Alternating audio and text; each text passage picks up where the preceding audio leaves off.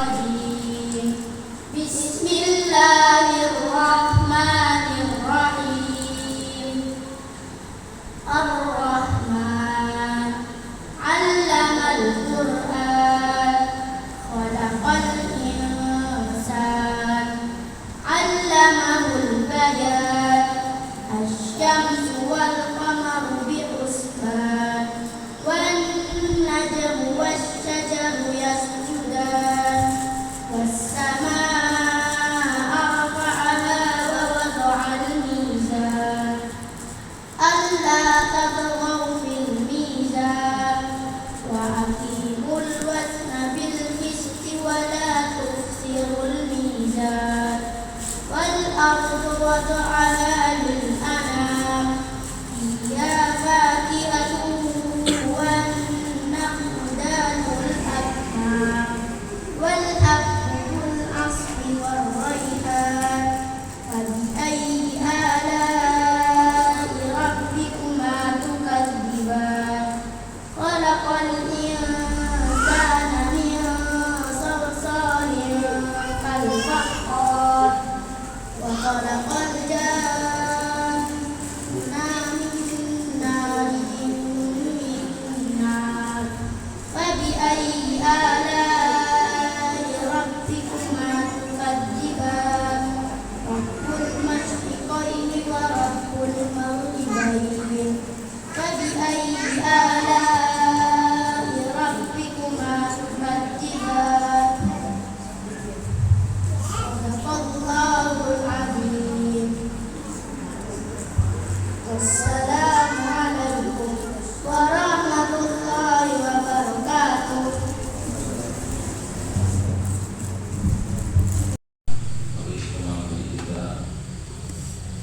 Kembali untuk mengingat nikmat Allah Subhanahu wa Ta'ala yang tak terhingga kiranya dan tak mungkin terhitung jumlahnya, yang mana kita semua diperintahkan oleh Allah Subhanahu wa Ta'ala untuk bersyukur kepadanya, karena sungguhnya letak kebahagiaan yang sejati adalah saat kita pandai bersyukur kepada Allah Subhanahu wa Ta'ala. Salawat dan salam senantiasa tercurahkan kepada Nabi besar Nabi Muhammad SAW, panutan kita semua, seorang Rasul terakhir membawa besar paripurna. Dengan kita mempelajari sunnah Nabi Muhammad SAW, menjalaninya kehidupan ini, saya insyaallah kelak akan mendapatkan syafaatnya di akhirat. Amin ya rabbal alamin. Jemaah kajian yang saya hormati, Bapak sekalian, qadarullah Ustaz Rashid sekarang dalam safar dengan keluar kota dan tidak bisa mengisi pada kesempatan kali ini, dan kemudian saya diminta untuk menggantikan. Semoga tidak mengurangi khidmatnya kajian pada kali ini. Tema insyaallah yang akan kita bahas pada kali ini adalah tema tentang suatu makna, suatu keadaan yang semua manusia mendapatkan, suatu keadaan status yang mana semua orang itu mendapatkan, tak terkecuali yang mukmin, yang kafir, semua orang, kecil yang besar, yang kaya, yang miskin, yang tua dan muda, ingin ia dalam posisi ini, posisi yang mana bila seorang mencapainya maka dia akan merasakan kehidupan ini penuh dengan makna. Kehidupan ini akan merasa bernilai. Kehidupan ini akan terasa indah. Kehidupan ini akan terasa nikmat. Yang mana hal ini dicari oleh sejak zaman dahulu kala. Semua orang timur, orang barat, Asia, Afrika, Eropa, semuanya. Maka hal ini selalu dibahas oleh para filsuf, para ahli filsafat,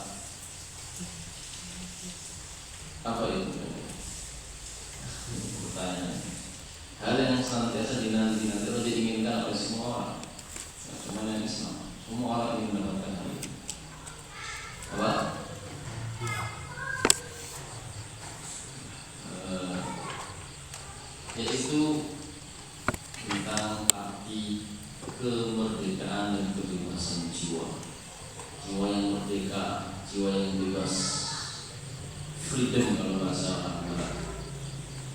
Ini semua orang sejak dulu kala mencari apa itu arti freedom ataupun kebebasan yang sesungguhnya, kemerdekaan yang sejati.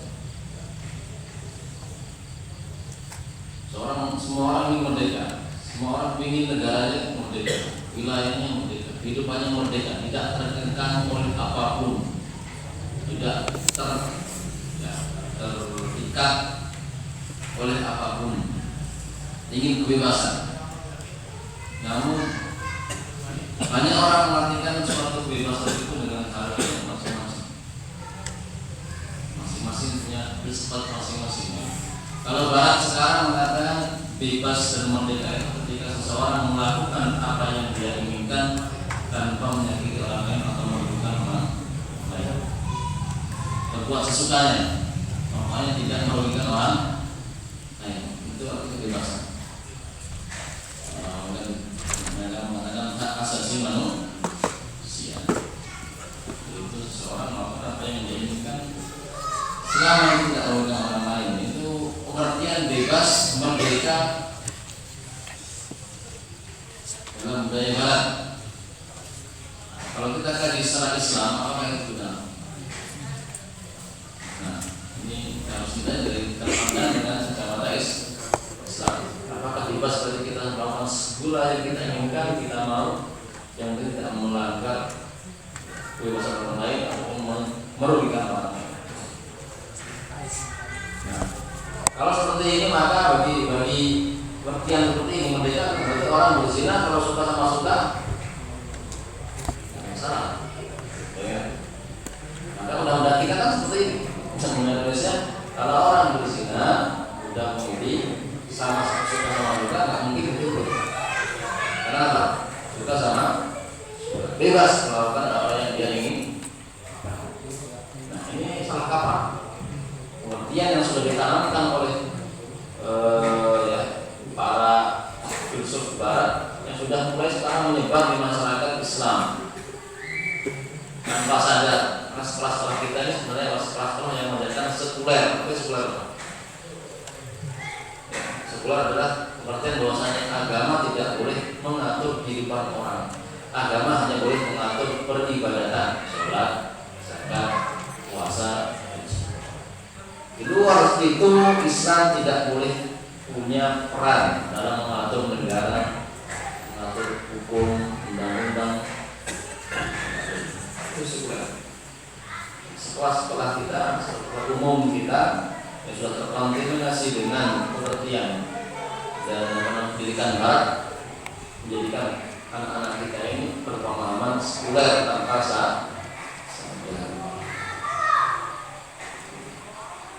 Jadi dia dalam keseharian sholat, dalam keseharian dia mungkin puasa, tapi di luar itu maka amalannya, tindak tanduknya akhirnya jauh dari ibadah Islam.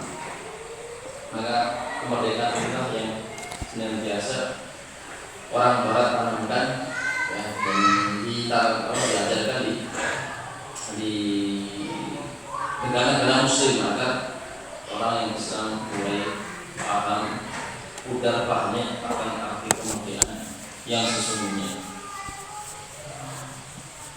Terus lantas bagaimana arti kemerdekaan yang sesungguhnya yang harus kita cari, yang kita kejar? Mungkin sebelum kita masuk pada inti pembahasan apa itu arti merdeka, bebas. Orang mengatakan seseorang itu bebas berpendapat, namanya bebas berekspresi. Nah, ini juga bahaya. Kalau semua punya pendapat kemudian bebas, ya ada yang pendapat bahwasanya Tuhan itu macam-macam. Semua agama punya Tuhan masing-masing, dan semua agama punya surganya masing-masing, karena Tuhannya beda-beda. Itu pendapat. Apakah boleh bebas pendapat? Ini harus kita ngerti. Dan tidak semua hal semua orang bisa berpendapat. Kalau pendapatnya sesuai dengan Islam, kita terima. Kalau enggak ya. Baik. sebelum itu kita sebagai prolog kita sebutkan kisah para sahabat, salah satu sahabat yang terkenal yang disebutkan dalam sejarah, kitab sejarah Islam. Saat terjadi futuhat, penaklukan, pembebasan negeri-negeri Persia, Roma dan sekitarnya.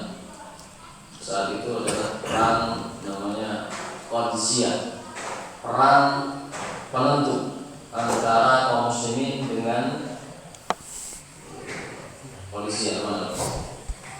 Yang tahu ini dengan Romawi atau Persia? Persia, perang Qadisiyah, masyhur dalam sejarah Islam. Perang terakhir yang mana bila menang kaum muslimin maka akan takhluk atau mereka akan bisa membebaskan negara Persia dari cengkraman kezaliman kerajaan Persia yang dipimpin oleh seorang panglima besar yaitu Sa'ad bin Abi Waqqas. Sa'ad bin Waqqas bukan Sa'ad bin Hanif, itu nama anak saya, tapi terinspirasi oleh Sa'ad bin Waqqas. Ya, panglima diutus oleh siapa? Umar bin Khattab. Perang Qadisiyah, jumlah tentaranya luar biasa. Kaum muslimin jauh, sangat jauh perbandingan jumlahnya. Kaum muslimin antara belasan ribu atau puluhan ribu, orang sedangkan orang Persia, antara Persia itu ada ratusan ribu, ya, jauh sekali. Tapi saat itu Allah dengan kekuasaannya memenangkan kaum muslimin, para sahabat dan tabi'in yang ikut perang saat itu. Nah, di awal-awal perang jadi apa? Diskusi ataupun negosiasi antara kedua belah pihak, saling mengirim putusan. Jadi kaum muslimin mengirim putusan untuk mendatangi panglima Persia, juga Persia juga mengirim delegasi. Salah satu delegasi yang terkenal di sebelum adalah delegasi kaum muslimin adalah Rib'i ibnu Amir. Rib'i ibnu Amir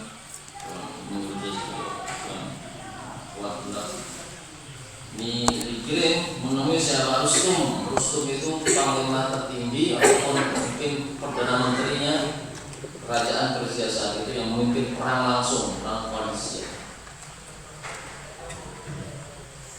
Saat itu Rustum ingin mendatangkan ataupun minta dikirim satu utusan dari kaum muslimin yang menemui beliau. Maka oleh Sa'ad bin Waqqas dikirimkan beliau ini, Rib'i ibnu Amir. Beliau datang menemui Rustum sendirian. Ada Rustum dikawal oleh kepala tentara. Berbicara banyak. Apa namanya? Yang presiden apa namanya? Ya, itulah pokoknya. Banyak yang mengawal. Di tendanya yang paling besar, tenda paling besar. Mungkin seperti tendanya tinggi. Dia punya singgasana ya, dari emas, dilapisi atau dilapisi komplit emas. Banyak permadani. Ya. Samping-sampingnya seperti sofa-sofa. Ibnu Amir datang dengan menaiki kuda poni, kuda kecil. Naik sampai masuk ke tendanya. Nggak takut, tendanya kuat. Takut sama Rustum. Lalu Rustum tadi samping-samping semuanya al-luju siap menebas. Mereka menghiasi. Rustum menghiasi tendanya dengan segala pernik-pernik perhiasan, emas, perak, semuanya. Kegiatan mewah. Mungkin nanti utusan muslim ini mau masuk ke agama mereka yaitu agama manusia, tergoda dengan tadi perhiasan ini tadi sehingga pengkhianatan dari kaum muslimin. Ini seperti itu tadi. Kalau bahasa Jawanya, kalau jual kue beli, maksudnya nggak pengaruh. Kaum muslim harus kuat, yang tidak mudah tergiur dengan dunia.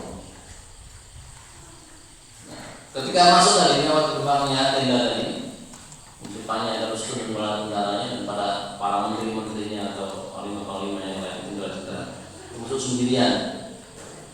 Jadi naik kuda sampai kudanya masuk ke tenda, turun diikat di bantal. Yang mungkin bantal itu dari sutra dan dijahit oleh benang emas. Itu kira kamu sambil membawa apa? Tombak masuk dan apa? Menusuk permadani. Enggak tahu. Mungkin apa? Menunjukkan katanya apa? Ini permadani kalian itu enggak ada harganya di mata saya. Semua dunia yang kalian tunjukkan itu enggak ada apanya, enggak ada nilainya di mata saya. Nah, orang mukmin adalah yang menjadi akhirat bukan dunia. Maju ke depan dekat menusuk. Kemudian apa?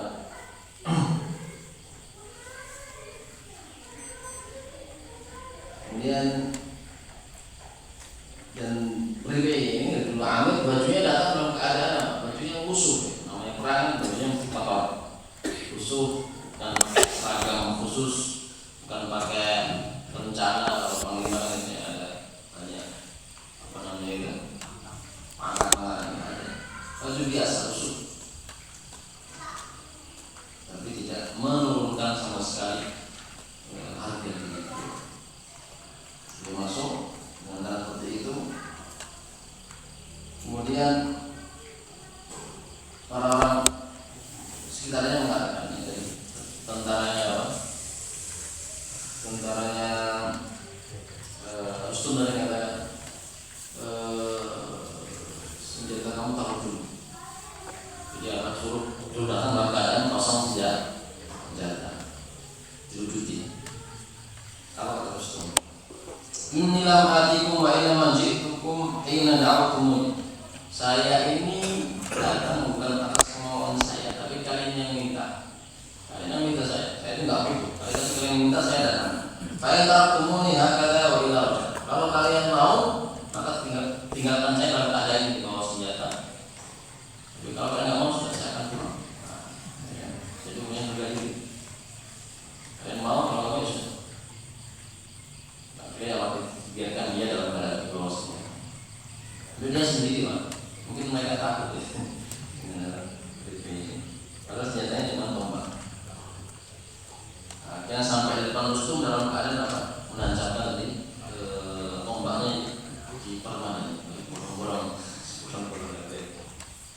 Nah, kemudian mereka mengatakan interogasi atau menanya kepada Ibnu Amir, Majah itu. Apa yang menjadikan membuat kalian datang kemari? Kalian mau apa? Datang ke negeri Persia ini, wahai kaum muslim. Di delegasi itu, jadi kalau ditanya kalian itu muslim mau apa sih? Dari negara Arab yang tidak mau muslim mau nyari apa? Maka Ibnu Amir menjawab dengan jawaban yang tertulis dalam sejarah dengan atas tercatat dan terus dengan tinta emas, kataan yang luar biasa. Dalam artinya dia mengatakan Allahu ibta'atsana linukhrija man syaa'a min ibadatil ibad ila ibadatillah. Allah mengirim kita, jadi mengutus kita, bukan kita yang mau, tapi Allah memerintahkan kita untuk datang ke sini. Allah mengutus kita, mengirim kita ke sini. Tujuannya apa? Nukhrija man syaa'a min ibadatil ibad ila ibadatillah. Mengeluarkan manusia dari penghambaan selain Allah menuju penghambaan kepada Allah SWT. Manusia saat ini dalam kegelapan menyembah segala sesuatu, yang menyembah api, sebagaimana kaum Majusi yang menyembah berhala. Kami datang diutus Allah ingin mengeluarkan manusia dari kegelapan kesyirikan menuju tauhid, min ibadatil ibad ila ibadati rabbil ibadah. Kemudian dia melanjutkan,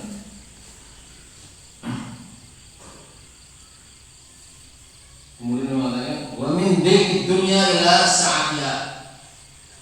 Dalam ayat lain, min diki dunya ila sa'atil akhirah. Kita diutus untuk mengeluarkan manusia dari sempitnya dunia menuju luasnya akhirat. Dunia ini sempit dibandingkan akhirat.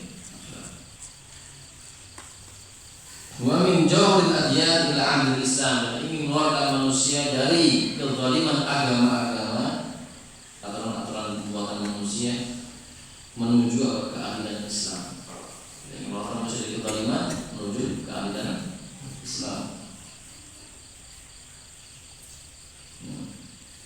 Fa'ursilna bidinihi ila khalqihi linad'uahum ilaihi, dan kita diutus dengan agamanya kepada hamba-hamba Allah agar mengajak mereka kembali kepada Allah SWT dengan agama ini, Islam. Faman qabila dzalika qabilna minhu wa raja'na anhu wa man aba qatalnahu abadan hatta nuhdi ila maw'udillah. Dan barang siapa menerima dakwah Islam sehingga dia masuk Islam, dia kita tinggalkan, kita bebaskan, kita perangi. Dan siapa yang menolak dakwah Islam ini, maka akan kami perangi sampai kita mendapatkan janji Allah. Maka mereka bertanya, ustum dan bertanya, apa itu janji Allah? Al-jannatu liman mata ala qitalin man aba wa al-bakhru liman baqiya. Janji Allah surga bagi yang mati syahid, dan juga menangan bagi yang masih hidup dan tidak mati syahid. Kemudian Rasul mengatakan, menjawab, qad sami'tu maqalatakum, kami sudah mendengar apa yang kamu sampaikan. Kamu katakan, fa hal lakum an tu'akhiru hadzal amr hatta nanduru fihi wa nantadhiru. Baik, kami sudah mendengar apa yang kamu sampaikan. Sekarang berikan kami waktu untuk menentukan pilihan kami. Menentukan mendawakan mau masuk atau tidak. Kemudian Ridhi menjawab, "Na'am, iya. Kam ahabba ilaikum yauman aw yaumain."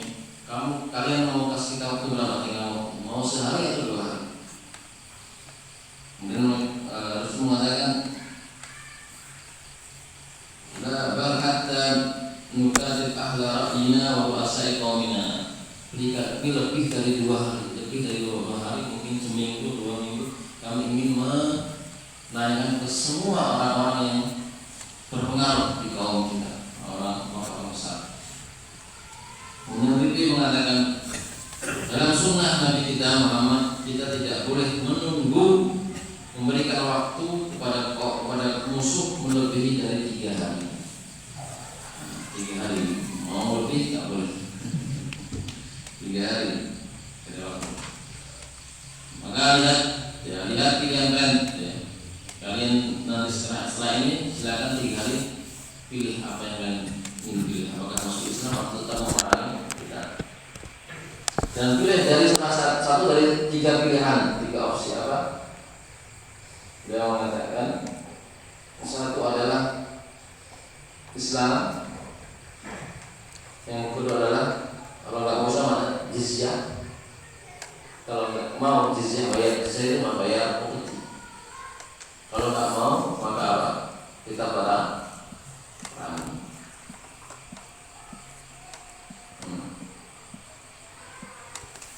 Kemudian beliau pulang ke barisan kaum muslimin, khususnya kaum muslimin dalam keadaan mulia dan tak terjinakan sama sekali. Poinnya adalah ketika kita mengatakan nukhrij min ibadatil ibad ila ibadatil khalqil ibad, kita ingin membebaskan kalian dari penghambaan kepada selain Allah menuju penghambaan kepada Allah SWT. Jadi mengeluarkan manusia dari kesyirikan yang itu mengekang menuju tauhid Allah yang akan membebaskan manusia dari selain aturan Allah SWT. Jadi di sini poinnya kemerdekaan yang sesungguhnya adalah ketika seseorang hamba keluar dari segala aturan yang itu di luar aturan Allah Subhanahu wa taala. Ketika kita mengabdikan diri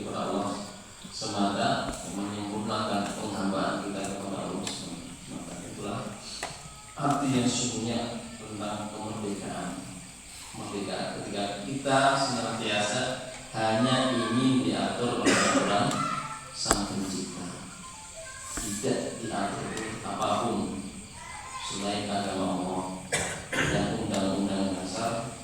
Tadi saya ingin makar ini Pak ya, bukan. Tapi apa? Selama kita hidup harusnya yang menjadi pedoman adalah aturan Allah. Kita hanya ingin diatur oleh Allah yang menciptakan kita, bukan diatur oleh aturan manusia, bukan diatur oleh norma-norma selain norma agama Islam, selain agama Islam, bukan diatur oleh adat istiadat kecuali yang sesuai dengan Islam, bukan diatur oleh apa kata manusia atau omongan orang, dan juga bukan mengikuti hawa nafsu manusia, tapi mengikuti apa yang Allah inginkan, kemerdekaan Allah Ta'ala. Semakin kita menghambakan diri kepada Allah, maka kita akan semakin bahagia karena kita sedang menjalankan atau menuju ataupun mencapai apa yang untuknya kita diciptakan. Kita diciptakan untuk mengabdi kepada Allah. Maka fitrahnya manusia adalah taat kepada Allah. Sedangkan ketika seorang hamba keluar dari jalur ini, jalur ketaatan, maka dia akan sengsara. Dalam tanda lain, siapa yang mengabdikan diri ke selain Allah, menjadi budak selain Allah, hamba selain Allah, maka dia akan sengsara. Sebagaimana dalam hadis yang masyhur, Ta'is Abdul Dinar, Nabi SAW bersabda, Ta'is Abdul Dinar, Ta'is Abdul Dirham, Ta'is Abdul Khamilah, Ta'is Abdul Khamisah, Ta'is man ta'assu idza syika falan taqas. Li'u'ti radhi wa inna yu'ta sakit. Ta'is Abdul Dinar, Ta'is artinya celaka ataupun binasa. Binasa siapa menjadi hamba dinar. Jadi dia itu hidupnya hanya mencari dunia. Jadi hambanya harta, jadi budaknya pontang-panting ke timur ke barat hanya mengejar dunia. Ta'is Abdul Dirham. Kalau dulu dinar dirham, sekarang apa? Rupiah dan dolar. Ataupun kripto, dari Bitcoin, pokoknya emas, perak dan sebagainya. Ta'isa Abdul Dinar, Ta'isa Abdul Dirham, Ta'isa Abdul Khamilah, Ta'isa Abdul Khamisah. Ta'isa Khamilah adalah baju yang terbuat dari sutra, yang punya namanya yang kotak-kotak. Khamisah juga mirip, pokoknya penampilan. Celaka orang yang menjadi budak fashion dan penampilan. Kemana-mana dia ingin dilihat, dipuji. Wah, masya Allah, bajunya ini mahal. Masya Allah ini celananya ini bermerek. Mesti ini jamnya ini. Wah, jadi budak penampilan. Kalau perempuan, ini make upnya apa ini? Ini tasnya apa ini? Tasnya apa ya? Pokoknya tas yang jutaan katanya ini. Tas kecil lah. Harganya itu puluhan juta. Padahal modal buatnya itu cuma 1 juta. Kayaknya berjuta. Karena brand. Seperti itu.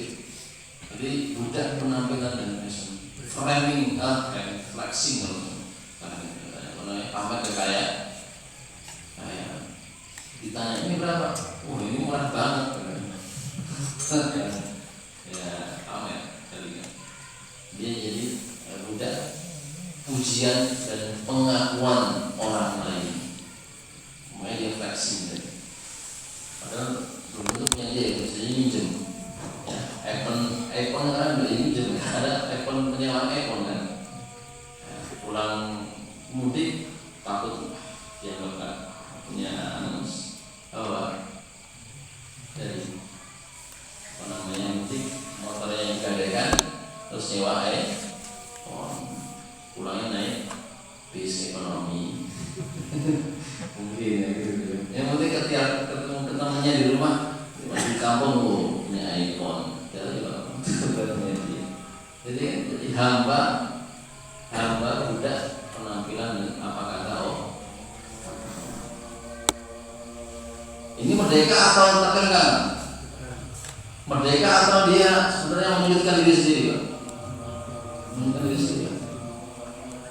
Gaji sebulan UMR mungkin ya udah 5 juta, kreditnya 4,5. Kreditnya 4,5 motor, kredit apa lagi, nyicil rumah. Akhirnya apa? Makan sehari-hari cuma ini Indomie. Itu menyiksa diri. Jadi nggak merdeka. Maka katakan bahwasanya hal yang paling membuat manusia itu capek, jiwanya capek, mentalnya capek adalah satu, mengikuti hawa nafsu, kedua, mengikuti apa kata orang. Paling capek. Kalau kita selalu mengikuti hawa nafsu, sama ya, mengikuti apa kata orang, penilaian orang menjadi hal yang utama. Capek, pasti capek. Kenapa? iPhone sekarang ada 17 ya. Nanti harus tahun 18 harus beli lagi. Ada ya, utang lama belum selesai, masih nyicil. Biasanya seperti itu. Nanti dia lupa hidup ini bukan untuk mencari manfaat, tapi apa? Pengakuan, validasi, miskin validasi, tersiksa. Tapi kalau dia cukup dengan apa? Ya, hidup dicari manfaat. HP 500.000 manfaat sudah bisa bantu WA, komunikasi cukup. Sesuai dengan fungsinya dan dari pengakuan dan maka jangan pernah mengikuti dan apa kata orang. Kita akan selalu terkekang, nggak bebas, tidak merdeka. Ini salah satu pengertian tadi. Kemerdekaan adalah ketika kita tahu hidup ini untuk apa dan mau kemana. Apa yang bermanfaat kita ambil dan nggak bermanfaat atau tidak berfungsi, bukan fungsional, maka kita tinggalkan. Fungsinya apa tuh? Untuk kasih untuk hubungan dan untuk pamer. Kalau dia bilang untuk pamer, maka tadi sudah lupa arti atau fungsi dari arti tersebut. Ini contohnya. Ta'is abdul khamilah dipakai, tapi fungsinya apa? Untuk tahu aurat, bukan untuk pameran harganya berapa, brandnya. Maka sulit kalau kita selalu mengikuti kata orang dengan orang yang tidak akan pernah puas dan selalu ingin dan kita akan mengorbankan jiwa kita, mental kita, mengorbankan dompet kita juga, mengorbankan banyak hal. Makanya kadang-kadang dari hadis ta'is abdul dinar, celakalah orang yang menghambakan dirinya kepada dunia. Celakalah orang yang menuhankan harta, celakalah orang yang menuhankan penampilan fashion dan apa kata orang. Makanya jangan semua ada istilah FOMO, itu ikut-ikutan. Pokoknya viral, rame, ikut-ikutan. Sana ada mie ayam terkenal di sana, rame ke sana, cuma mie ayam sih asal sini juga ada. Apa ya? FOMO, pengen difoto, harus saya dapatkan di sini. Allah, makan mungkin di rumah sama istri, enggak enak. Di rumah belum santai. Daripada kesana jauh-jauh. Kalau tapi pesan rasanya seperti ini biasa aja. Jangan lama, mahal, capek. Nggak bebas kan? Hidupnya nggak bebas karena harus selalu mengikuti apa kata orang. Aisyah abdul dinar dan suratul dirham Aisyah abdul khamilah Aisyah wantakas wa syika falan takas. Rasulullah menyebutkan celaka wantakas itu adalah dia sakit terus menerus. Jadi sakit dan sembuh kambuh lagi, sakit lagi kambuh lagi, sakit lagi kambuh lagi, sembuh kambuh lagi terus. Ini intakas. Yang intakasnya apa? Jungkir balik, terjatuh dalam suatu hal yang menyulitkan kehidupannya, susah, kena musibah. Orang yang mengejar dunia mungkin dapat, tapi ternyata belakangnya dunia itu banyak hal yang pejabat baru diangkat jadi menteri. Siapa menteri? Menteri agama dan sebagainya. Kena kasus korupsi kuota haji. Dapat ya, jabatan menteri, dapat uang, tapi setelah itu masuk penjara. Wah, ya gila. Ya, baru merasa dia sudah dapat dunia, dapat jabatan. Wah, dipuji orang bahwa kamu menteri, tapi setelah itu sengsara. Buat apa? Tapi kita yang bisa menerima apa yang Allah berikan dan berusaha bersyukur, hidupnya akan tenang. Jalan hidup ini apa adanya, jangan mengikuti orang lain ataupun tidak mencari kebahagiaan sesungguhnya. Allah Ta'ala. Apa tanda orang itu menjadi hambanya dunia, hambanya harta dan penampilan? Kata orang, inna radhi wa inna yuqa. Ketika diberi dunia, dia senang. Baik yang memberi itu Allah, memudahkan rezekinya, atau diberi orang, dia senang, muji-muji. Kalau dikasih orang, kamu bermawar, wain lam yuqa sakit. Kalau tidak diberi, dia marah, dongkol, tidak terima. Jadi artinya dikendalikan oleh harta, karena harta sudah merasuki jiwa, merasuki hati. Kalau orang yang zuhud, dunia itu cuma ditaruh di telapak tangan. Telapak tangan siapa? Lewat saja. Siapa yang menjadikan hartanya dalam hati, diberi senang, diambil sakit hati, biar orang lain dapat lebih banyak, saat iri hati. Sepatu bagus, sepatu baru bagus. Kalau sepatu dipakai di kaki, selamat. Kalau sepatu masukkan hati, senang sepatu ini, sepatunya rusak, sedih. Sepatunya hilang, sakit hati. Ya. Sepatu temennya lebih bagus, iri. Sepatunya masuk ke hati. Jangan aja sepatu. Itu juga rumah, mobil. Kalau mobil masuk ke hati, cinta dunia, dapat mobil mewah, senangnya luar biasa. Gosok terus tiap pagi, mandi terus sampai lupa mungkin sholatnya, dimodif dan lain sebagainya. Senangnya kok. Ketika lecet, sedih. Ya. Ketika tabrak, apalagi penyak sakit hati karena mobilnya masuk hati. Tetangga yang beli mobil yang lebih mahal, Pajero, panas jauh dan menjeru. Iri hati. Baru aja beli bagus, temen samping saya beli yang lebih mewah. Orang lihatnya ke sana, bukan saya lagi. Dia mencari pengakuan orang lain. Itu enggak ada habis. Temennya beli Pajero, tanya Pajero, saya nanti beli bisa beli Fortu, kredit lagi. Aduh, maka enak hidup di kampung ya Pak ya. Enak. Kalau di kota itu seperti itu Pak, persaingan itu luar biasa. Kalau kita kampung, kita ini alhamdulillah tidak terlalu. Kenapa? Orang desa lebih banyak menerima bantu, ponaan, tani. Kenapa? Tani udah banyak makan garam kehidupan Pak. Sekali kadang-kadang kalau pas untung panennya melimpah, kadang-kadang jeblok. Kan panen tak sawah itu panen manuk, ya biasa. Sudah makan banyak garam, alhamdulillah. Tapi yang tidak pernah merasakan susahnya kehidupan biasanya sedikitnya senang. Ketika ada musibah langsung putus asa, itu jadinya stres, depresi, bunuh diri.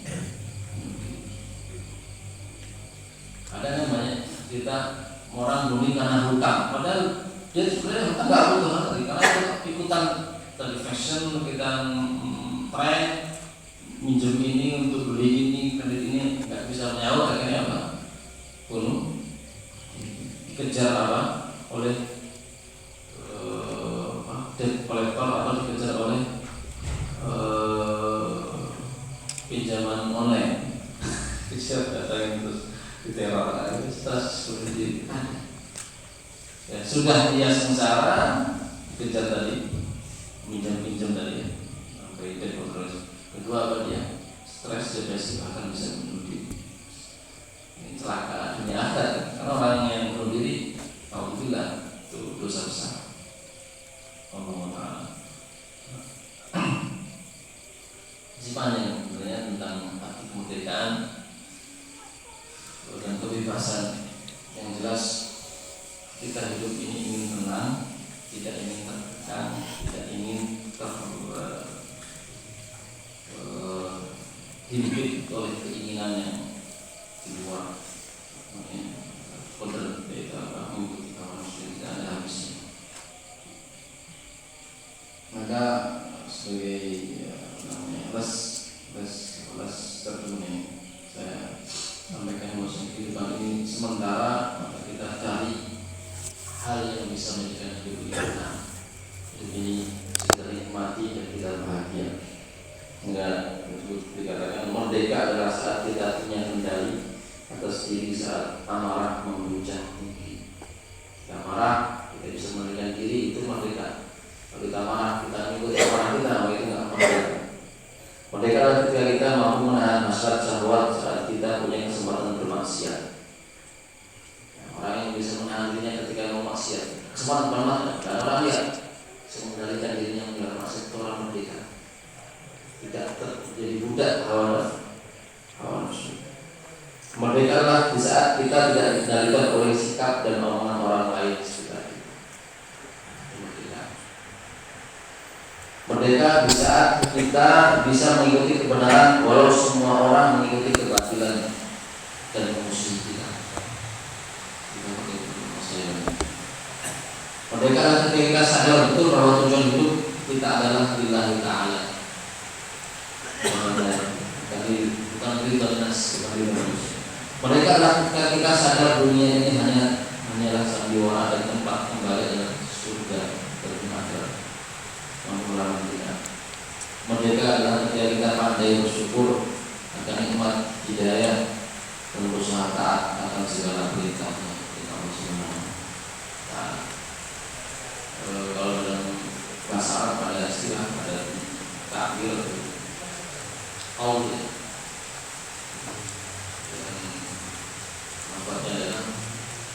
Haqiqatul hurriyah fi tahqiqil ubudiyyah billah. Haqiqatul hurriyah fi tahqiqil ubudiyyah billah. Hakikat kemerdekaan, kebebasan seorang jiwa seseorang. Hakikat kemerdekaan jiwa seseorang ketika dia berusaha maksimal untuk mengabdikan, menghambakan diri kepada Allah. Kayaknya paradok atau berbalik. Orang merdeka kan lawannya budak, buruk lawannya abd. Tapi merdeka sebenarnya ketika seorang menghambakan dirinya kepada Allah semata, tidak memandang kepada dunia, tidak memandang kepada lawan nafsu, memandang kepada apa-apa orang. Itu kemerdekaan yang sebenarnya. Kita hanya ingin dinilai oleh Allah. Kita ingin tinggi derajat kita di mata Allah semata, bukan di mata selain Allah Subhanahu wa Ta'ala. Allahu Ta'ala, semoga dengan saya sampaikan ini menjadi hambanya yang senantiasa mencari ridhonya, menjalankan segala perintah dan aturannya sehingga kita mendapatkan kemerdekaan yang sesungguhnya, kebebasan menjadi hamba Allah yang senantiasa menjadi mendapatkan kebahagiaan yang sejati, tidak bertengkar dengan apa yang Allah perintahkan. Allah Ta'ala, mohon maaf bila ada kesalahan dan kekurangan saya dalam Allah Subhanahu wa Ta'ala. Mari kita bersama dengan berdoa. Assalamualaikum warahmatullahi wabarakatuh. Jadi pengumuman untuk